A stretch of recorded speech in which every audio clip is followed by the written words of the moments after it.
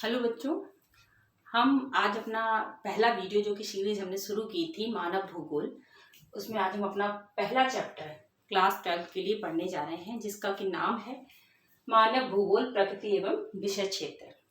आज हम इस चैप्टर को अध्ययन करेंगे और कोशिश करेंगे कि आज की वीडियो में हम पूरे चैप्टर को कवर कर लें। चलिए शुरू करते हैं अपना आज का वीडियो। ठीक है, सबसे पहले मानव भूगोल को जानने से पहले हमें क्या जानना है कि भूगोल क्या है। ठीक है ना, भूगोल क्या है, भूगोल शब्द कहाँ से आया, इसके पिता कौन है, जो छोटी छोटी बातें हैं, ठीक है ना, इनको हमें जानना है। जब तक इनको नहीं समझेंगे तब तक आगे के चैप्टर को हम कितना भी अच्छे से पढ़ लें, लेकिन क्लियरिटी होना बहुत जरूरी है। ठीक है ना, तो इसको हम शुरू करते हैं। तो सबसे पहले आपको ये पता होना चाहिए कि आपने पढ़ा भूगोल। भूगोल, ठीक है, भूगोल क्या है ये समझने की कोशिश कीजिए। जैसा कि इसके नाम से स्पष्ट हो रहा है, भूगोल, भू का मतलब क्या होता है, ये दो शब्दों से मिलकर बना हुआ है, भू और गोल। भू का मतलब धरा या पृथ्वी, और गोल का मतलब जो आकृति गोल हो, यानी ऐसी गोल आकृति जिसका अध्ययन हम किस परिप्रेक्ष्य में कर रहे हैं, धरा के परिप्रेक्ष्य में कर रहे हैं, पृथ्वी के परिप्रेक्ष्य में कर रहे हैं, तो वो क्या है, वो है हमारा भूगोल। समझ में आया भूगोल का मतलब। इसी के साथ ये भूगोल शब्द सबसे पहले किसने प्रयोग किया। कोई भी शब्द होता है, आपका नाम है, जैसे कि आपका नाम है, ठीक है ना, तो ये सबसे पहले किसी ने आपका नाम रखा होगा। ठीक है ना, कुछ भी आपका नाम होगा, किसी ना किसी ने तो आपको दिया होगा। ऐसे ही कोई भी विषय है, उसको भी किसी ना किसी ने नाम दिया होता। तो ये भूगोल जो है, ये शब्द सबसे पहले कहाँ से आया, ये प्रश्न उठता है। तो इसका उत्तर है कि भूगोल जो शब्द है उसका सर्वप्रथम उपयोग किसने किया था। एक भूगोल वेत्ता हुए हैं इरेटास्थेनीज। इनका नाम क्या है, नोट कर लीजिएगा अच्छे से। भूगोल शब्द का सर्वप्रथम प्रयोग किसने किया, इरेटास्थेनीज, जो कि थे ग्रीक के। ग्रीक आप समझते हैं क्या, यूनान देश सुना होगा आप सबने। यूनान को आज की भाषा में हम लोग क्या कहते हैं, ग्रीक या ग्रीस बोलते हैं। कहीं ग्रीस लिखा होता है, कहीं ग्रीक लिखा होता है, ठीक है ना। तो वो क्या है, उस देश के एक भूगोल वेत्ता हुए इरेटास्थेनीज, इन्होंने सबसे पहले इस शब्द का प्रयोग किया भूगोल। ठीक है ना, बात क्लियर हुई। तो अब अगर आपसे ये प्रश्न पूछा जाता है कि भूगोल शब्द का सर्वप्रथम प्रयोग किसने किया, तो वो किया है इरेटास्थेनीज ने। इसके बाद दूसरे नंबर पर प्रश्न आता है कि भूगोल के पिता। ठीक है ना, अब आपके मन में जरूर कंफ्यूजन होगा कि भूगोल शब्द का प्रयोग जब सबसे पहले इरेटास्थेनीज ने किया, तो भूगोल के पिता मैंने यहाँ हिकेटियस क्यों लिखे हुए हैं। ठीक है, समझने की कोशिश करिए कीजिए कि भूगोल के पिता किसे कहा जाता है, वो हिकेटियस को ही कहा जाता है। ठीक है ना, और ये कहाँ के थे, ये भी भूगोल वेत्ता जो है वो ग्रीक के ही हैं, यानी यूनान देश से ही ये भी है। तो इनको अब इनमें अंतर क्या है, देखिए कोई भी शब्द है, आपका नाम है, आपको कोई भी आपके घर परिवार का दे सकता है, ठीक है ना, लेकिन ये जो आपके पिता, वो तो कोई एक ही होंगे ना, ठीक है ना, जिन्हें आपके जीवन में सर्वश्रेष्ठ काम जो करता है वो कौन होता है, आपका पिता होता है। तो ऐसे ही भूगोल में इन्होंने सर्वप्रथम सर्वश्रेष्ठ काम किया था। और सर्वश्रेष्ठ काम इन्होंने क्या किया था, इन्होंने पृथ्वी का जो एक मैप बनाया, एक रफ मानचित्र बनाया था, किस आधार पर, अक्षांश और देशांतर के आधार पर, इसलिए इन्हें भूगोल का पिता कहा गया। देखिए भूगोल पढ़ने का सबसे पहला आधार क्या है, अक्षांश और देशांतर। जो आप सब समझते हैं कि अक्षांश क्या होते हैं, जो ये जो लेटी हुई लाइनें होती हैं, अगर आपने ग्लोब देखा हो या कोई मैप देखा हो तो आपने देखा होगा उन पर इस प्रकार की लाइनें पड़ी हुई होती हैं। ठीक है ना, ये लेटी हुई लाइनें होती हैं, ये होती हैं अक्षांश, और जो खड़ी हुई लाइनें होती हैं ये होती हैं देशांतर। तो इन्होंने क्या किया, इस तरह की लाइनें खींची और इस पर एक पृथ्वी का रफ मैप तैयार किया, एक प्रोजेक्शन तैयार किया, और उस पर इन्होंने दिखाया कि हमारी पृथ्वी इस तरीके की होगी, या हमारा जो विश्व है उसका मैप ऐसा होगा। ठीक है ना, तो ये काम किसने किया, हिकेटियस ने किया। और हमारे भूगोल पढ़ने का आधार क्या है, अक्षांश देशांतर है। हालांकि उस समय, ये बहुत पहले की बात है, ये लगभग ईसा मसीह से पूर्व की बात है, बिफोर क्राइस्ट की बात है, जब ये हिकेटियस हुए हैं। तो इन्होंने जो है बताया कि मैप का इन्होंने डिजाइन कर दिया। उस समय उन्हें ये नहीं पता था कि जिन लाइनों के माध्यम से ये जो मैप बना रहे हैं, जो प्रोजेक्शन बना रहे हैं, वो अक्षांश या देशांतर होंगी, ऐसा ज्ञान इन्हें नहीं था। लेकिन जैसे जैसे समय बीतता गया, आधुनिक समय आया, तो जो भूगोल वेत्ता थे उन्होंने बताया कि इन लाइनों को उन्होंने क्या कहा, अक्षांश और देशांतर। और इनका जो मैप था उसे एक प्रामाणिकता इन्होंने दी कि काफी हद तक इनका मैप जो था उस समय के हिसाब से ठीक था, इसलिए इन्हें भूगोल का पिता कहा गया। तो कौन भूगोल के पिता हुए, हिकेटियस। ठीक है ना, नाम कोई भी दे सकता है, लेकिन जीवन में महत्वपूर्ण काम पिता ही करता है। ठीक है ना। तो इसलिए अब आपको, मुझे लगता है कि आप कभी नहीं भूलेंगे कि भूगोल शब्द किसने दिया, इरेटास्थेनीज ने दिया। और भूगोल का पिता कौन कहलाए, हिकेटियस कहलाए। भूगोल मैंने आपको बताया, भूगोल क्या है, समझ में आया आप सबको बात। भूगोल मैंने बताया कि भूगोल यानी धरा गोल है, जिसका अध्ययन हम भूगोल शब्द के अंतर्गत करते हैं, ठीक है ना। अब भूगोल की जब हम इंग्लिश की बात करते हैं तो भूगोल क्या है, जियोग्राफी। इसे क्या बोलते हैं, जियोग्राफी। जियोग्राफी को अगर हम दो शब्दों में तोड़ते हैं तो एक शब्द होता है जियो और दूसरा शब्द होता है ग्राफी, ठीक। अब ये शब्द आया कहाँ से, ये भी आया है आपके ग्रीक भाषा से, ठीक है। ग्रीक भाषा से जियोग्राफिया शब्द था, जियोग्राफिया यानी जियो का अर्थ क्या है, जियो का अर्थ है पृथ्वी और ग्राफिया का अर्थ है वर्णन करना। यानी जो इसे जैसे जैसे समय में परिवर्तन हुआ, ये परिवर्तित होते ये क्या कहलाया, जियोग्राफिया से जियोग्राफी हो गया, ठीक है ना। लेकिन इसका अर्थ क्या हुआ, पृथ्वी का वर्णन। जियो का अर्थ हो गया आपका पृथ्वी, ग्राफिया का अर्थ हो गया वर्णन करना, यानी जियोग्राफी का अर्थ क्या हो गया, पृथ्वी का वर्णन करना, जो कि किस शब्द से बना है, जियोग्राफिया से बना है, और जो कहाँ से लिया गया है, जो ग्रीक भाषा से लिया गया है। भूगोल में यूनान देश या ग्रीक देश का बहुत महत्वपूर्ण योगदान है, शुरुआत से चला आ रहा है। जब भूगोल शब्द ही किसने दिया, इरेटास्थेनीज ने दिया, जो कहाँ के थे, ग्रीक। तो आप इसके महत्व को समझ सकते हैं, ठीक है ना। ये बात समझ में आई कि ज्योग्राफी दो शब्दों से मिलकर बना है, जियो और ग्राफिया, जिसका अर्थ क्या हो जाएगा, पृथ्वी का वर्णन करना, ठीक है। अब भूगोल क्या है हम समझते हैं, क्योंकि सबसे पहले हम मानव भूगोल को पढ़ने से पहले जब तक हम भूगोल को नहीं समझेंगे, मानव भूगोल पढ़ने का कोई औचित्य नहीं बनता है। तो थोड़ा सा भूगोल को समझते हैं, फिर हम मानव भूगोल पर आते हैं। भूगोल क्या है, देखिए जब एक क्षेत्र के रूप में हम बात करते हैं कि भूगोल क्या है, क्षेत्र के रूप में बात करें तो भूगोल क्षेत्र के रूप में भूगोल एक समाकलात्मक, अनुभविक एवं व्यवहारिक है। इसका मतलब समझते हैं क्या है, अनुभविक।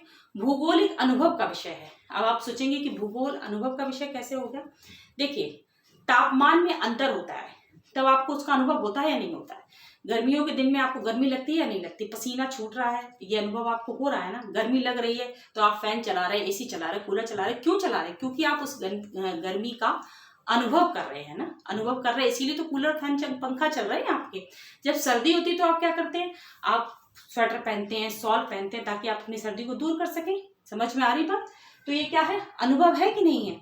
तो भूगोल कैसा है, अनुभविक है। सूर्य अगर बहुत तेज चमक रहा है तो आपको अनुभव हो रहा है कि बहुत तगड़ी धूप हो रही है, या आप जान जाते हैं ना जो धूप है बहुत चमकीली है।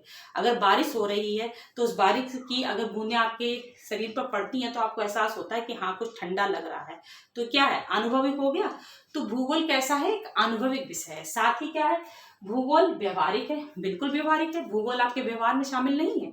अगर गर्मी लगती है तो पंखा चलाया, ये व्यवहार परिवर्तन हुआ या नहीं हुआ। ऐसा तो नहीं कि आपको गर्मी लग रही फिर भी आप पंखा बंद करके ही बैठे रहेंगे, ऐसा कभी होता है, ऐसा नहीं होता। सर्दी होती है तो हम क्या करते हैं, अपने कमरे में रूम हीटर लगा लेते हैं ताकि हमारा रूम गर्म बना रहे। तो ये क्या है, आपने अनुभव किया और उसी हिसाब से अपने व्यवहार को परिवर्तित किया। तो भूगोल व्यवहारिक हो गया कि नहीं हो गया, समझ में आ रही बात। तो क्या है, भूगोल जो है जिसे हम अनुभव करके अपने व्यवहार में परिवर्तन भी कर सकते हैं। गर्मियों के दिनों में आप कैसा खाना खाना पसंद करते हैं बताइए। गर्मियों के दिनों में आप ज्यादा पानी वाली तरल चीजें खाना पसंद करते हैं ताकि शरीर में पानी की कमी ना हो, जो कि पसीने के माध्यम से आपके निकल रहा है ना। तो ऐसे ही तो होता है। तो ये व्यवहारी तो है, भूगोली ने तो ये आपको समझाया है कि गर्मियों के दिनों में हमें कैसा खाना खाना चाहिए, पानी वाला, है ना। ये समझ में आ रहा। सर्दियों के दिनों में हम कैसा भी खाना खा लें वो हमें सुपाच्य हो जाता है, उसमें ज्यादा मुश्किल नहीं आती। लेकिन गर्मियों के दिनों में खाना अगर हमने बहुत ज्यादा हैवी खाना खा लिया तो पचने में भी मुश्किल हो जाती है। समझ में आ रही बात। तो क्या है, भूगोल हमारा कैसा भी है, अनुभविक है, व्यवहारिक है। साथ ही ये समाकलात्मक, ये क्या चीज है, इसको समझने की कोशिश कीजिए। भूगोल जो है तत्वों का समान रूप से आकलन करता है, एक साथ जोड़कर उनका आकलन करता है, ठीक है ना। तो इसलिए इसको क्या कहते हैं, समान कलात्मक, ठीक है। अब इसको आप समझिए उदाहरण से। देखिए जब तापमान बहुत ज्यादा होता है तो क्या होता है, समझिए बहुत ज्यादा गर्मी पड़ रही है तो क्या होता है, वायु गर्म होकर क्या करेगी, ऊपर उठती है, ऊपर उठेगी वायु और वो स्थान खाली हो जाएगा। जिससे क्या होगा, जो भारी वायु होगी वो उस स्थान को ग्रहण करने की कोशिश करेगी और उस खाली जगह पर आ जाएगी। और जो वायु ऊपर उठेगी, हल्की हो गई, उसका क्या होगा, वायुदाब कम हो जाएगा। और भारी वाली जो वायु है उसका वायुदाब कैसा होगा, वो अधिक होता है। भारी वायु का वायुदाब अधिक होता है ना, तो वो वायुदाब अधिक है, इसलिए क्या है, उसने स्थान को ग्रहण कर लिया। अब ये सारी क्रियाएं मिलकर कर क्या रही हैं, ये सारी क्रियाएं मिलकर क्या कर रही हैं, ये वर्षण की तैयारी कर रही हैं, यानी बारिश की तैयारी कर रही है। जो मानसून हमारे देश में आता है वो इसी प्रक्रिया के माध्यम से आता है। तो ये इसमें अब मेरी इस बात में कितनी प्रक्रियाएं शामिल है? आपका तापमान शामिल हो गया, वायुदाब शामिल हो गया, वायु शामिल हुई और मानसून शामिल हुआ, यानी तीन इन सभी बातों का क्या किया, समान रूप से आकलन हुआ। यानी समाकलात्मक जो है वो आपका कैसा विषय है, ये भूगोल है, ठीक है ना। यानी ऐसा नहीं कि इसने तापमान को अलग पढ़ा गया, वर्षण को अलग पढ़ा गया, वायुदाब को अलग पढ़ा गया, ऐसा कुछ भी नहीं हुआ। तीनों को साथ मिलाकर हमने क्या जाना कि जब ये दोनों तत्व साथ में मिले, साथ में क्रियाएं हुई, तो क्या हुआ, वर्षण की प्रक्रिया, मानसून आया। तापमान के गर्म होने से क्या हुआ, वायु जो है आपकी हल्की हो गई, वायु गर्म हुई और गर्म होकर हल्की होकर ऊपर उठने लगी, तो वायुदाब कैसा हो गया, हल्का हो गया। बात समझ में आ रही है ना। तो ये सारी क्रियाएं एक दूसरे के साथ जुड़ी हुई हैं, जिसका भूगोल हमें समान रूप से आकलन करना सिखाता है। तो भूगोल कैसा विषय क्षेत्र है भूगोल का, भूगोल एक समान कलात्मक, अनुभविक एवं व्यवहारिक विषय है, ठीक है ना। बात समझ में आया। अब भूगोल का मुख्य उद्देश्य क्या है, भूगोल का मुख्य उद्देश्य क्या है, मानव को भूगोल किस रूप में देखता है भाई, पृथ्वी जो है वो मानव का घर है। भूगोल मानव को कैसे देखता है कि पृथ्वी पर रहने वाला वो एक निवासी है, ठीक है ना। मानव पृथ्वी का जो है एक निवासी है और पृथ्वी मानव का एक घर है, ठीक है ना। इस रूप में भूगोल जो देखता है। इसके बाद जो है आपका क्या आता है, भूगोल द्वैतवाद पर आधारित है, ठीक है ना। भूगोल द्वैतवाद पर आधारित है, यानी भूगोल दो तरह की बातें मानता है, किसी एक मत पर भूगोल नहीं चलता है। भूगोल द्वैतवाद पर चलता है, यानी दो बातों को मानता है। कैसे मानता है दो बातों को, भूगोल हमेशा कैसे, देखिए भूगोल का अध्ययन हम दो रूपों से कर सकते हैं, एक तो प्रादेशिक भूगोल के रूप में और एक क्रमबद्ध भूगोल के रूप में। अब आप समझेंगे दूसरा क्या हो सकता है, जैसे कि हम दो बातें कौन सी हो सकती है, एक तो आपका जैसे अभी आएगा इसमें नियतिवाद और संभववाद, ठीक है ना। नियतिवाद, संभववाद, प्रादेशिक भूगोल, क्रमबद्ध भूगोल, ये सब क्या है, ये द्वैतवाद की ओर इशारा कर रहे हैं कि दो रूपों में किसी भी चीज का अध्ययन करना। जब भूगोल को हम प्रादेशिक भूगोल के रूप में अध्ययन करते हैं तो हम क्या करते हैं कि प्रदेशों में बांट देते हैं। जैसे हम भारत का अध्ययन कर रहे हैं तो इसे हम प्रदेशों में बांट देंगे। इसे हम कई प्रकार से प्रदेशों में बांट सकते हैं, जैसे कि हम पर्वतीय प्रदेश बांट सकते हैं, रेगिस्तानी प्रदेश बांट सकते हैं, तटीय प्रदेश बांट सकते हैं, इस तरह से बांट कर पढ़ सकते हैं। या फिर अगर हम इसे राजनीतिक स्तर पर पढ़ते हैं तो कैसे बांटेंगे, हम इसे उत्तर प्रदेश बांट सकते हैं, मध्य प्रदेश बांट सकते हैं, या इस तरीके से मतलब हम प्रादेशिक भूगोल का अध्ययन करते हैं, ठीक है ना। छोटे छोटे भागों में तोड़कर एक उसमें अध्ययन करें तो ये क्या कहलाएगा, प्रादेशिक भूगोल। लेकिन क्रमबद्ध भूगोल क्या कहता है, क्रमबद्ध भूगोल ये कहता है कि हम पूरे एक साथ अध्ययन करें हर चीज का। जैसे हम विश्व स्तर पर किसी चीज का अध्ययन कर रहे हैं, मान लीजिए हमने अध्ययन करा, ब्रह्मांड का अध्ययन करना शुरू किया, तो सबसे पहले हम सूर्य का अध्ययन करेंगे, उसके बाद उससे जुड़े हुए ग्रहों का अध्ययन करेंगे, फिर धीरे धीरे एक एक ग्रह का अध्ययन करेंगे। इसके बाद क्या करेंगे, हम वायुदाब का अध्ययन करेंगे, तापमान का अध्ययन करेंगे। मतलब एक क्रम में, एक सीरीज में हम हर चीज का अध्ययन करें तो वो क्या कहलाएगा, आपका क्रमबद्ध भूगोल कहलाएगा। इसी द्वैतवाद का उदाहरण आपका क्या कहते हैं, नियतिवाद और संभववाद है, जो कि अलग अलग विचारधाराएं हैं, अलग अलग मतों का समर्थन करते हैं, जो मैं अभी आपको आगे समझाऊंगी। समझ में आ रही बात, इतनी बात समझ में आई कि भूगोल क्या है, ठीक है ना। अब इसके बाद क्या आता है कि भूगोल और पर्यावरण के बीच अंतर संबंध है। ये तो जाहिर सी बात है, हर एक बच्चा जानता होगा कि भूगोल और में मानव और पर्यावरण के बीच अंतर संबंध है। कैसे संबंध है भाई, पर्यावरण मानव को प्रभावित करता है और मानव पर्यावरण को प्रभावित करता है या नहीं करता है। आप सब मेरी बात से एक मत होंगे। मानव पर्यावरण को कैसे प्रभावित करता है बताइए। मानव पर्यावरण का अगर दोहन कर रहा है और अति से ज्यादा दोहन हो रहा है तो पर्यावरण को नुकसान पहुंच रहा है या नहीं पहुंच रहा है। मानव प्रदूषण फैला रहा है तो इसका नुकसान कौन उठा रहा है, पर्यावरण प्रदूषित हो रहा है, लेकिन घूम फिर कर वो प्रभाव किस पर आ रहा है, मानव पर ही आ रहा है, ठीक है ना। प्रदूषण का कार्य क्या प्रकृति करती है, प्रकृति तो नहीं कर रही है कि वो अपने आप को स्वयं प्रदूषित कर रही, नहीं कर रही। मानव खुद प्रकृति को प्रदूषित कर रहा है, लेकिन ये नहीं जानता कि ये घूम फिर कर आएगा तो आप ही के ऊपर। आप कितना भी प्रदूषण फैलाइए, प्रकृति को आप प्रभावित कर रहे हैं, पर ये प्रभाव उल्टे आप पर ही आने वाले हैं। तो मानव और पर्यावरण के बीच अंतर संबंध है, एक दूसरे से संबंधित है। जैसे कि अगर आपने कभी साइंस पढ़ी हो या कहना चाहिए जीव विज्ञान पढ़ी हो तो खाद्य श्रृंखला आपने पढ़ी होगी कि कैसे एक दूसरे पर जानवर प्रभावित होते हैं। पहले एक श्रेणी को प्रथम श्रेणी जो है उत्पादक, उत्पादक के बाद प्रथम श्रेणी उपभोक्ता, द्वितीय श्रेणी उपभोक्ता, तृतीय श्रेणी उपभोक्ता, इस तरह की सब एक दूसरे पर आधारित होते चले जाते हैं। समझ में आ रहा? तो उत्पादक क्या है? उत्पादक किसका भाग है? पर्यावरण का भाग है, ठीक है ना। उत्पादक में आते क्या है? हरे पेड़ पौधे आते हैं, जिन्हें क्या होता है? छोटे मोटे कीड़े मकोड़े खाते हैं, ठीक है ना। उसको फिर इन कीड़े मकोड़ों को कौन खाता है? मेढक खा लेता है। मेढक को कौन खा लेता है? एक सांप खा लेता है। तो क्या बनती है? एक खाद्य श्रृंखला बनती चली जाती है। और ये जो इसके बाद क्या होता है? ये खाद्य श्रृंखला एक दूसरे के से जुड़ी हुई है, एक दूसरे को प्रभावित करती है। इसी प्रकार मानव और पर्यावरण भी एक दूसरे को प्रभावित करते हैं, ठीक है ना। आपको बात समझ में आ रही मेरे? तो ये क्या है? इनके बीच में एक अंतर संबंध स्थापित होता है, मानव और पर्यावरण के बीच। बात समझ में आई? इसके बाद क्या है? भूगोल की प्रमुख शाखाएं। भूगोल की शाखाएं कौन कौन सी हैं? भूगोल की प्रमुख शाखाओं को, जब भूगोल की वैसे तो बहुत सी शाखाएं हैं, फिर कहीं पर किसी बुक में आपको ऐसे दिखा होगा कि भूगोल की बहुत सारी शाखाएं दिखाई दी हुई हैं। उसे क्रमबद्ध भूगोल, प्रादेशिक भूगोल में बांट रखा होगा, फिर उनको कई तरह से बांट रखा होगा। लेकिन जो कहना चाहिए, जो मुख्य दो शाखाएं हैं भूगोल की, वो कौन कौन सी हैं? भौतिक भूगोल और मानव भूगोल। बात समझ में आ रही है? भौतिक भूगोल और मानव भूगोल, भूगोल की दो मुख्य शाखाएं हैं, ठीक। इन्हीं को बाद में जो है आगे बांटा गया है। जैसे मानव भूगोल को बाद में आपने राजनीतिक भूगोल, सांस्कृतिक भूगोल और जनसंख्या भूगोल इस तरह से बांट दिया है। इसी प्रकार भौतिक भूगोल को आपने भूआकृति विज्ञान, ठीक है ना, समुद्र विज्ञान, इस तरह से बांटा हुआ है। तो ये जो शाखाएं हैं वो उप शाखाओं में विभाजित होती चली गई हैं। लेकिन अब हमें क्या जानना है? हमें पढ़ना है मानव भूगोल। हमारा विषय क्या है? मानव भूगोल। लेकिन सबसे पहले हम ये जानते हैं कि भौतिक भूगोल में हम पढ़ते क्या है। भौतिक भूगोल यानी फिजिकल ज्योग्राफी में हम क्या पढ़ते हैं? फिजिकली चीजों को पढ़ते हैं जो हमें दिखाई दे रही हैं। जैसे क्या आप भौतिक भूगोल में आप क्या पढ़ते हैं? पढ़ते हैं पर्वत, पठार, मैदान, ये सब अध्ययन किसमें करते हैं? भौतिक भूगोल में करते हैं। और वायुमंडल का अध्ययन किसमें करते हैं? भौतिक भूगोल में करते हैं। समझ में आ रहा है? ये सब क्या कर रहे हैं? जो आपके भौतिक भूगोल के अंतर्गत आते हैं, ठीक है ना। बात समझ में आई?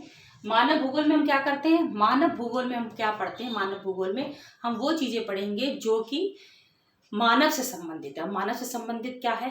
मकान है, ग्रह हैं, सड़कें हैं, ठीक है। समझ में आ रहा? ग्रह यानी मकान, घर, ये सब जो है किससे संबंधित है? मानव से संबंधित है, ठीक है ना। सड़कें किससे संबंधित है? मानव से संबंधित है। जनसंख्या किससे संबंधित है? मानव से संबंधित है। सांस्कृतिक परिदृश्य किससे संबंधित है? मानव से संबंधित है। तो ये सब हम किसके अंतर्गत करेंगे? ये हम करेंगे मानव भूगोल के अंतर्गत, ठीक।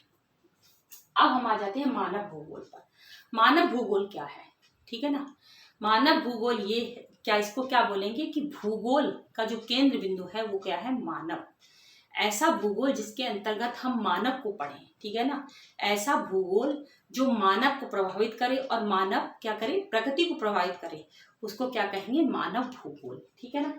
तो इसमें हम क्या पढ़ेंगे? मानव भूगोल में हम मानव का अध्ययन करेंगे, लेकिन किसके तहत करेंगे? भूगोल के अंतर्गत। भूगोल के हिसाब से हम मानव का अध्ययन करेंगे। ऐसा नहीं पढ़ना है कि मैं साइंस के अनुरूप मानव का अध्ययन करना है कि मानव के शरीर में कौन कौन सी कोशिकाएं हैं, ठीक है ना, उसका हार्ट कैसे काम करता है। ऐसे हम कैसे पढ़ते हैं? ऐसे पढ़ते हैं हम साइंस में। लेकिन हमें जब ज्योग्राफिकल कंडीशन में पढ़ना है तब हम कैसे पढ़ेंगे? हम पढ़ेंगे कि मानव को पर्यावरण किस प्रकार प्रभावित करता है और पर्यावरण मानव को किस प्रकार प्रभावित करता है, ठीक है ना। इससे मानव के जीवन में क्या क्या परिवर्तन होते हैं, और यदि मानव ना हो तो पृथ्वी पर क्या परिवर्तन पड़ेगा। ये सब अध्ययन जो करेंगे वो हम किसके अंतर्गत करेंगे? मानव भूगोल के अंतर्गत, ठीक। अब मानव भूगोल जो है इसके पिता, अब आप जानिए मानव भूगोल के पिता कौन है। मानव भूगोल के पिता है फ्रेडरिक रेटजल, ठीक है ना। यह नाम याद रखिएगा, नोट कर लीजिएगा कि मानव भूगोल के पिता किसे कहा गया है? उन्हें कहा गया फ्रेडरिक रेटजल। ये कहाँ के थे? ये जर्मन भूगोलवेत्ता थे। इनकी पुस्तक का नाम था एंथ्रोपोज्योग्राफी, या जिसका हिंदी में हम बात करेंगे तो इसे हम क्या कहेंगे? इसे हम कहेंगे मानव भूगोल। इसका हिंदी रूपांतरण क्या है? मानव भूगोल। लेकिन इसका एक्चुअल नेम जो है वो है एंथ्रोपोज्योग्राफी। इस बुक में इन्होंने क्या बताया है? मानव के बारे में बताया है कि मानव किस प्रकार जो है प्रकृति का दास है, या प्रकृति किस प्रकार मानव को प्रभावित करती है, किस तरह से वो मानव पर प्रभाव डालती है, मानव किस हिसाब से पृथ्वी पर चलता है। इस बुक में इन्होंने ये सब कुछ बताया है डिटेल से, ठीक है ना। तो इनकी बुक का क्या नाम है? फ्रेडरिक रेटजल, ठीक है ना। समझ में आ रहा है आपको? मानव भूगोल के पिता पूछे जाएंगे तो आप उत्तर देंगे फ्रेडरिक रेटजल, और इनकी पुस्तक का नाम क्या बताएंगे? एंथ्रोपोज्योग्राफी, ठीक है ना। अब मानव भूगोल मैंने आपको बताया, मानव भूगोल क्या है? ऐसा भूगोल जिसमें का केंद्र बिंदु कौन है? मानव। मानव का अध्ययन करेंगे हम भूगोल के परिप्रेक्ष्य में। ठीक, इसके बाद हम जानते हैं मानव भूगोल की प्रकृति। मानव भूगोल की प्रकृति कैसी है ये समझिए। देखिए, मानव भूगोल की प्रकृति, अगर हम भूगोल की बात करेंगे तो भूगोल अन्य कई विषयों से संबंधित है, ठीक है ना। मानव भूगोल का जो संबंध है वो गणित के साथ भी है, विज्ञान के साथ भी है, और हम कहें सामाजिक विषय का तो भाग ही भूगोल होता है, ठीक है ना। भूगोल हर विषय के साथ जुड़ा हुआ, भूगोल वैज्ञानिक भी है, भूगोल सामाजिक भी है। लेकिन अगर हम इसकी प्रकृति की बात करते हैं, जिसे हमें मानव भूगोल के तहत पढ़ना है, तो हम क्या देखेंगे कि मानव भूगोल की प्रकृति कैसी है? प्रकृति का मानवीकरण, दो तरीके से हम इसको पढ़ेंगे, प्रकृति का मानवीकरण और मानव का प्रगतीकरण। यानी कि मानव भूगोल की प्रकृति के अंतर्गत हमें क्या जानना है कि प्रकृति का मानवीकरण किस तरह से होता है और मानव का प्रगतीकरण किस तरह से होता है। ये दो बातों के अंतर्गत हम इसकी प्रकृति को जानने का अध्ययन करेंगे, ठीक है ना। प्रकृति का मानवीकरण, प्रकृति का मानवीकरण से आपको क्या समझ में आ रहा है? क्या प्रकृति मनुष्य के रूप में खड़ी हो जाती है? ऐसा नहीं है। इसमें क्या है कि हम प्रकृति को कैसे देखेंगे? मानव की तरह से देखेंगे, ठीक है ना। इसमें क्या होगा, कभी कभी आपने सुना होगा कि हम लोग किस तरह से बात करते हैं, या किसी बुक में आपने पढ़ा हो कि क्या चक्रवात की आंख, ये आपने सुना है? चक्रवात की आंख या परिवहन की धमनियां, इस तरह के शब्दों का प्रयोग सुना है। ये शब्द जो हैं वो क्या प्रदर्शित करते हैं? ये प्रदर्शित करते हैं कि हम प्रकृति को मानव के रूप में देख रहे हैं, ठीक है ना। प्रकृति को मानव के रूप में देख रहे हैं, प्रकृति को मानव समझकर अध्ययन कर रहे हैं। भाई, आंख किसकी होती है? मानव की तो आंखें होती हैं। ऐसा तो नहीं है कि आंख जो है, आप अगर कोई पर्वत देखें तो उसके आंख नाक कान हो जाएंगे, ऐसा तो नहीं होता। कहीं होता है? नहीं होता। लेकिन मानव या किसी कहने जीव जंतु पे आपके आंख नाक कान ये सब कुछ भगवान ने उनको दिए होते हैं। लेकिन प्राकृतिक रूप में अगर हम प्रकृति को देखें तो कहीं भी इस तरह का नहीं कि ना आपको किसी की नदी की आंख नाक कान दिखाई देंगे, ना समुद्र में दिखाई देंगे, ना किसी धरा पर इस तरह की आकृति आपको दिखाई देगी। लेकिन जब हम अपनी बातों में एक भौगोलिक परिदृश्य में बात करते हैं तो क्या हम इस तरह से उदाहरण देते हैं कि चक्रवात की आंख हो गई, परिवहन की धमनियां हो गई, ठीक है ना। इस तरह की लैंग्वेज आपने अक्सर भूगोल की किताबों में देखी होगी। तो ये किस रूप को प्रदर्शित कर रही है? ये प्रकृति का मानवीकरण किया जा रहा है, ठीक है ना। हम उसका अध्ययन किस तरह से कर रहे हैं? प्रकृति को मानव समझकर उसका अध्ययन कर रहे हैं। तो ये क्या है? प्रकृति का मानवीकरण है। ठीक, और नंबर 2 पर क्या है? मानव का प्रकृतिकरण। मतलब मानव प्रकृति के हिसाब से चल रहा है, तब क्या हो रहा है? मानव का प्रकृतिकरण, ठीक है। इसमें इन दोनों जो विचार प्रकृति है, इन दोनों के अंतर्गत हमको पढ़ना क्या है? इन दोनों बातों के अंतर्गत हमें भौगोलिक विचारधाराओं को पढ़ना है, ठीक है ना। भौगोलिक विचारधाराओं को पढ़ना है। अभी आपको समझ में सारी बात आ जाएगी। सबसे पहले आप जानिए भौगोलिक विचारधाराएं कितनी है। भौगोलिक विचारधाराएं 3 हैं। 3 कौन कौन सी हैं? एक तो है नियतिवाद या नवनिश्चयवाद, नियतिवाद या निश्चयवाद, और दूसरी है संभववाद। ये 2 शाखाएं मेन रूप से मानी जाती हैं। कौन कौन सी? नियतिवाद या निश्चयवाद, दूसरी है आपकी संभववाद। इन दोनों जो विचारधाराओं को है हमें किसके अंतर्गत पढ़ना है? मानव भूगोल की प्रकृति के अंतर्गत। जब हम बात करते हैं नियतिवाद की, ठीक है ना, नियतिवाद, तो ये क्या कहलाएगा? ये निश्चयवाद, ये मानव प्रकृति का मानवीकरण। समझ में आ रहा? प्रकृति का मानवीकरण, इसमें क्या होता है?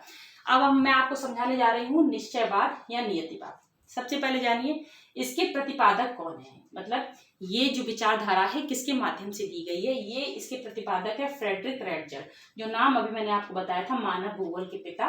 ये फ्रेडरिक रेटजल है, ये जर्मन के हैं, और इसीलिए इस विचारधारा को जर्मन विचारधारा भी कहते हैं। नियतिवाद या निश्चयवाद, इस विचारधारा को जर्मन विचारधारा भी कहते हैं। क्यों कहते हैं? क्योंकि रेटजल महोदय ने दिए जो कहाँ के हैं? जर्मन के।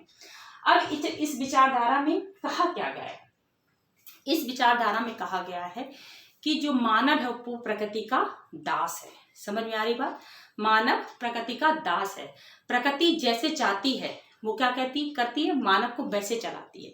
मानव का अपना स्वयं का कोई अस्तित्व नहीं है, ठीक है ना। जैसे प्रकृति चाहती है वैसे मानव को चलाती है, और मानव उसमें कुछ भी नहीं कर सकता है, ठीक है। ये बताती है, ये विचारधारा इस सिद्धांत पर कार्य करती है।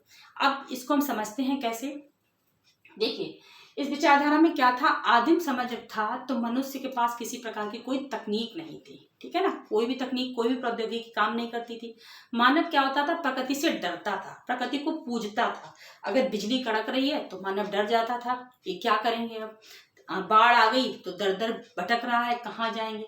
ना आग का आविष्कार हुआ, ना आग की खोज हुई, ना फिर क्या हुआ, किसी प्रकार की कोई प्रौद्योगिकी नहीं हुई। तो जैसे प्रकृति ने मानव को चलाया वैसे वो चली। अगर बाढ़ आ गई तो व्यक्ति बहकर किसी दूसरी जगह पहुंच गया या मर गया, जो भी हुआ मानव ने उसको क्या किया, एक्सेप्ट कर लिया।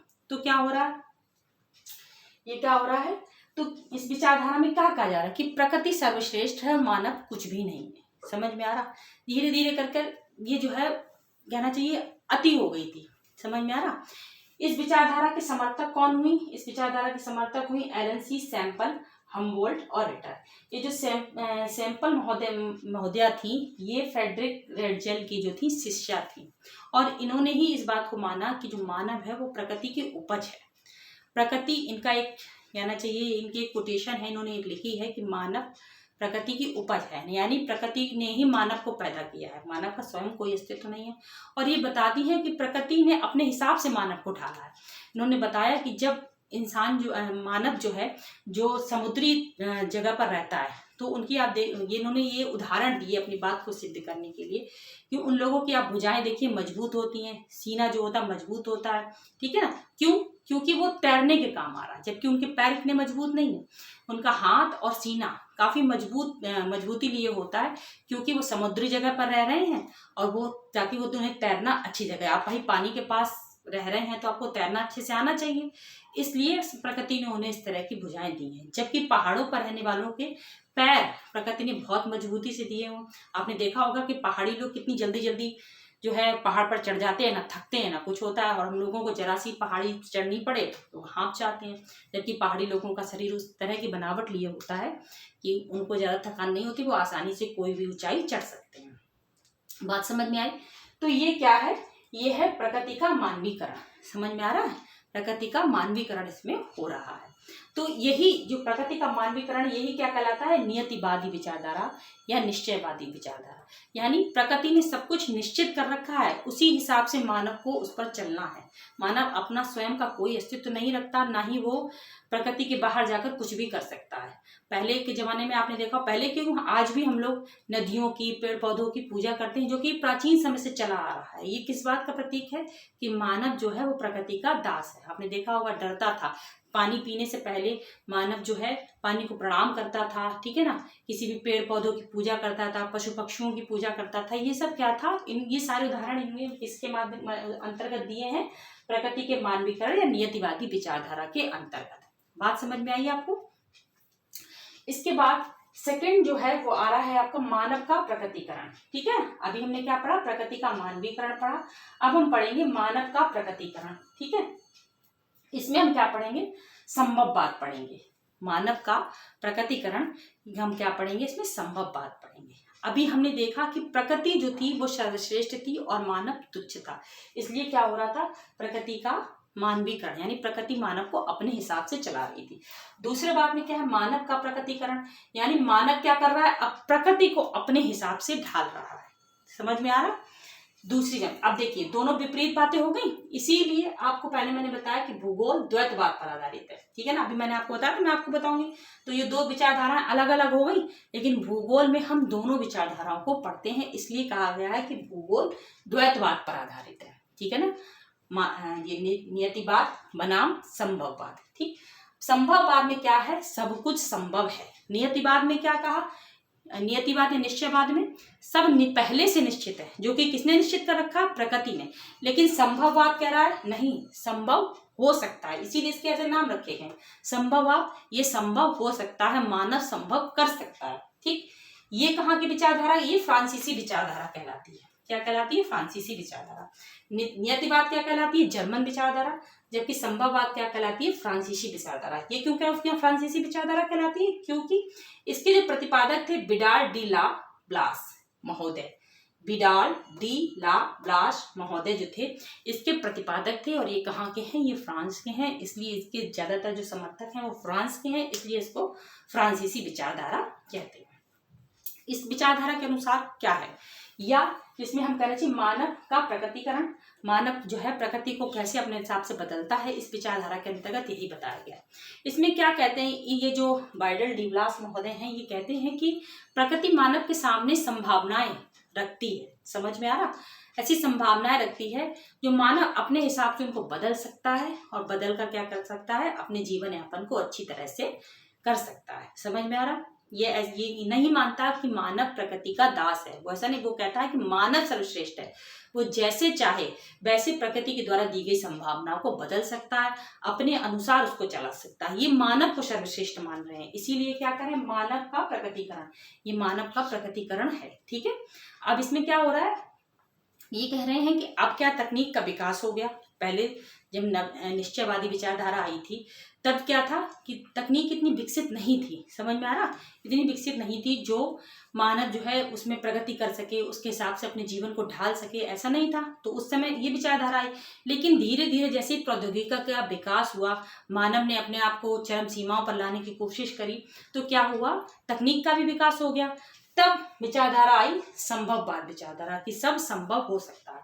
ये कहता है कि प्रकृति संभावनाएं देती है, पर मानव में वो योग्यता है कि वो उन संभावनाओं को अपने हिसाब से बदल लेता है और अच्छी तरह से, मतलब पृथ्वी को तोड़ मरोड़ के वो जो चाहे वो कर सकता है। कैसे, अब आप समझिए। देखिए, मानव क्या है, प्रकृति ने मानव के लिए गर्मी, भयंकर गर्मी कर दी, तो मानव ने एसी निर्माण कर लिया। एसी के कमरे के अंदर बैठ जाइए, आपको पता ही नहीं चलेगा कि बाहर गर्मी है कि सर्दी है। ऐसा हो रहा है। समझ में आ रही बात आपको? बहुत ज्यादा सर्दी हुई तो क्या हुआ, ऐसे ऐसे कपड़े ऊनी आ गए जिन्हें पहन लीजिए तो सर्दी का एहसास ही नहीं हुआ कि सर्दी है। भाई सर्दी बहुत ज्यादा हो रही है, कमरे में रूम हीटर लगा लिए ना, बाहर की सर्दी का एहसास ही नहीं हो रहा कि क्या हो रहा है। समझ में आई बात? खेती बाड़ी आजकल आप देखिए, पहाड़ों पर भी वो खेतियां हो रही हैं जो मैदानों पर नहीं हो सकती। ये सब किसके द्वारा हो रहा है? ये तकनीक के द्वारा हो रहा है। और कौन का, ये तकनीक कहाँ से आई? ये तकनीक कौन लाया? मानव लाया। तो जैसे जैसे तकनीक का विकास हुआ, मानव ने बहुत कुछ प्रकृति में अपने हिसाब से परिवर्तन कर लिया। जब पहले बाढ़ आ जाती थी तो मानव जो था, प्राचीन समय का मानव दर दर भटक जाता था, लोग बिछड़ जाते थे, मर जाते थे, उनका कुछ अता पता नहीं चलता था। लेकिन आज के जमाने में क्या है कि नदियों पर बांध बना दिए गए हैं ताकि बाढ़ का प्रतिशत बहुत कम हो गया है। अब बाढ़ का प्रकोप पहले जैसा नहीं रह गया है कि भयंकर बाढ़ आ रही है तो कोई निदान ही नहीं। मैदानी क्षेत्रों में भी ऐसी बाढ़ आती थी कि जो बहुत ही खतरनाक होती थी, लेकिन अब बाढ़ का प्रतिशत पहले के हिसाब से बहुत कम है। तो संभववादी क्या कहते हैं, सब कुछ संभव है, मानव चाहे तो बहुत कुछ कर सकता है, वो अपनी तकनीक के माध्यम से बड़ी बड़ी समस्याओं को बदल सकता है। समझ में आ रहा?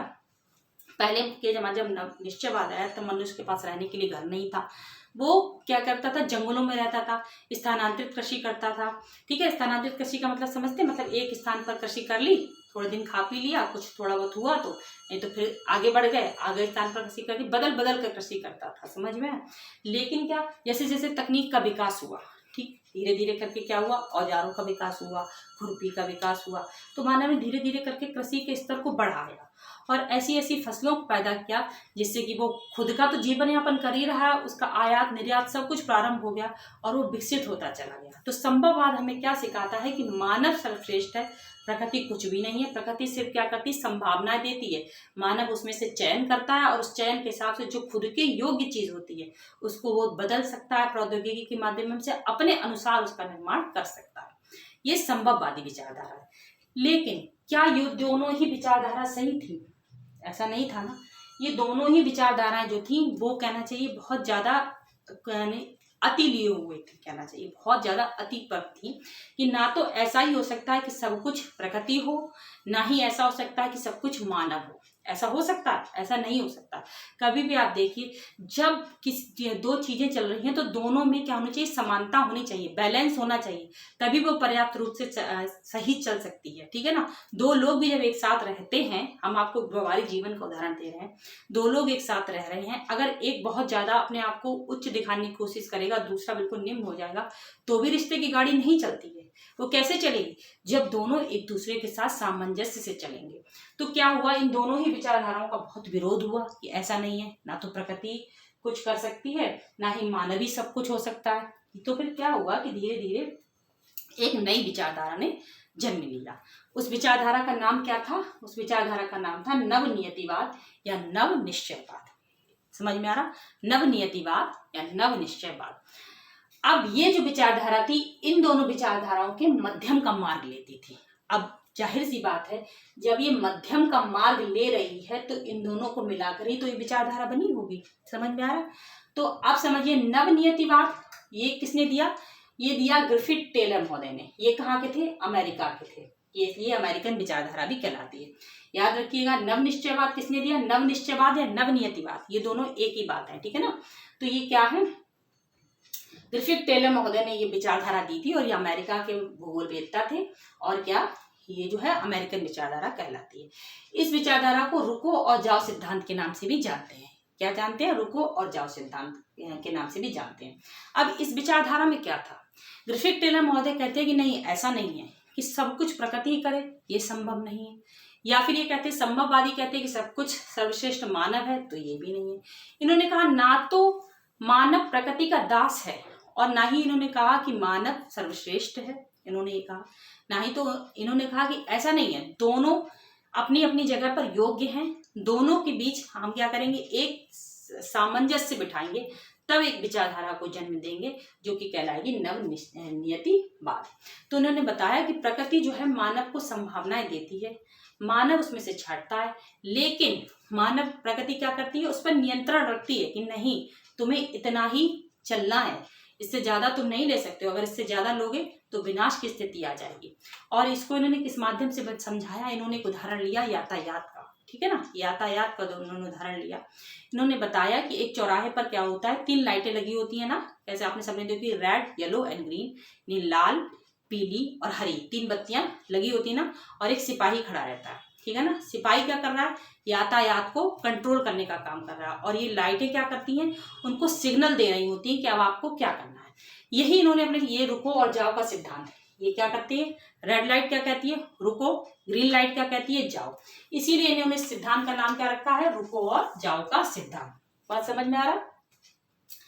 तो इस सिद्धांत में ग्रिफिथ टेलर महोदय कहते हैं कि प्रकृति जो है वो सिपाही की तरह है जो चौराहे पर खड़ी हुई है, और मानव क्या है? मानव यातायात है। समझ में आ रहा? जो चल रहा है, प्रकृति को जब उचित लगता है तभी वो मानव को रोकती है कि रुक जाओ, रेड लाइट जल रही है, वो आपको सिग्नल दे रही है कि रुक जाओ, आगे खतरा है, बढ़ने की जरूरत नहीं, ठीक है ना? जब खतरा खत्म हो जाता है तो अब क्या होता है? ग्रीन लाइट जल जाती है, वो कहती है कि खतरा खत्म, चले जाओ। बीच में येलो लाइट जलती है तो वो क्या कहती है? येलो लाइट कि अब आप तैयार हो जाओ, ग्रीन लाइट थोड़ी देर में जलने वाली है और आप चले जाओ। यानी ग्रीन लाइट आपको इशारा दे रही है कि अब आप तैयारी कर लो जाने की। तो प्रकृति जो है वो नियंत्रक का कार्य करती है, मानव को नियंत्रण में रखती है कि आप जो है इस नियंत्रण से चलिए तो संतुलन बना रहेगा। यानी इस विचारधारा में इन्होंने दोनों को क्या किया है? महत्व दिया है। दोनों को महत्व दिया है, प्रकृति को भी और मानव को भी। समझ में आ रहा? प्रकृति को क्या बताया इन्होंने?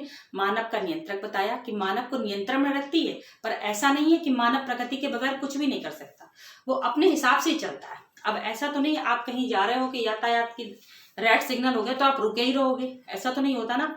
जैसे ही रेड सिग्नल ग्रीन में बदलता है आप चलते चले जाते हो, ऐसे ही तो होता है। तो इस हिसाब से इन्होंने इस विचारधारा को प्रतिपादित किया। तो ये इस विचारधारा को क्या कहा गया? नवनियतिवाद कहा गया। बात समझ में आई आपको? मैंने आपको तीनों विचारधाराएं बताई, तो इससे क्या सिद्ध हुआ कि मानव भूगोल की 3 विचारधाराएं हैं। कौन कौन सी? नियतिवाद या निश्चयवाद, संभववाद और दूसरा नवनिश्चयवाद या नवनियतिवाद। यानी 3 प्रकार की विचारधाराएं जो हैं आपकी मानव भूगोल के अंतर्गत हम पढ़ते हैं। कौन कौन सी मैंने आपको बताई? निश्चयवाद और संभववाद और नवनिश्चयवाद, ठीक है। 3 विचारधाराएं मानव भूगोल के अंतर्गत हम पढ़ते हैं, और यही जो है मानव भूगोल की प्रकृति है कि प्रकृति का मानवीकरण और मानव का प्रकृतिकरण। क्लियर हो गई सबको सब कुछ बात? याद रखिएगा, ब्लैक बोर्ड से नोट भी कर लीजिएगा कि किसने कौन सी विचारधारा दी गई है, ठीक है ना। ये अच्छे से नोट कर लीजिएगा कि प्रवर्तक कौन है, इस विचारधारा के अंतर्गत क्या आता है, ये सब आपको पता होना चाहिए, ठीक है। इसके बाद हम मानव भूगोल की परिभाषा जो है रेड जेल महोदय के अनुसार पढ़ लेते हैं। ये परिभाषा क्या है कि मानव भूगोल मानव समाजों और धरातल के बीच संबंधों को का संश्लेषित अध्ययन है। समझ में आया इस बात का मतलब? रेड जेल महोदय क्या कह रहे हैं कि मानव भूगोल मानव समाज यानी मानव जिसके चारों ओर जो लोग रहते हैं उनसे मिलकर समाज का निर्माण होता है, उस समाज और धरातल के बीच जो हम जिस मंडल पर हम रह रहे हैं, जिस प्रकृति पर हम रहे हैं, इनके बीच जो संश्लेषित एक रिश्ता बन जाता है, मतलब एक जुड़ाव वाला रिश्ता बन जाता है, उसका अध्ययन है। उसका जो है हम अगर अध्ययन करते हैं तो वो क्या कहलाता है, मानव भूगोल कहलाता है। ठीक है ना। मानव है, धरातल पर रह रहा है, ठीक है ना, तो मानव धरातल को प्रभावित कर रहा है कि नहीं कर रहा है, भाई बताओ। कृषि के योग्य भूमि को अगर कहीं पर बंजर भूमि है उसकी सफाई कर उसे कृषि योग्य बना रहा है, तो उसने धरातल को प्रभावित किया कि नहीं किया। धरातल ने मानव के लिए बहुत सी आवश्यक चीजें उपलब्ध कराई हैं। ठीक है ना। अगर व्यक्ति को कहीं पर पानी की उपलब्धता है तो उस जमीन के नीचे से अगर पानी निकल रहा है तो वो किसने उपलब्ध कराया है, धरती ने तो ही कराया है, धरा ने तो कराया है। तो ये किसने कराया, ये चीज क्या है, तो ये बता रहे हैं इन्हीं सब बातों का अध्ययन जो है वो क्या है, आपका मानव भूगोल है। तो मानव भूगोल का केंद्र कौन है, मानव है, जिसे हम भूगोल के तहत अध्ययन करते हैं। ये परिभाषा किसने दी, रटजल महोदय ने दी है। तो ये सारी बातें आपको क्लियर हुई होंगी। अगर किसी बात में किसी प्रकार का कोई कंफ्यूजन होगा तो आप मुझे कमेंट के माध्यम से बताइएगा, मैं जरूर से दूर करने का प्रयास करूंगी। आगे की वीडियो में आगे की क्लासेस होंगी। धन्यवाद।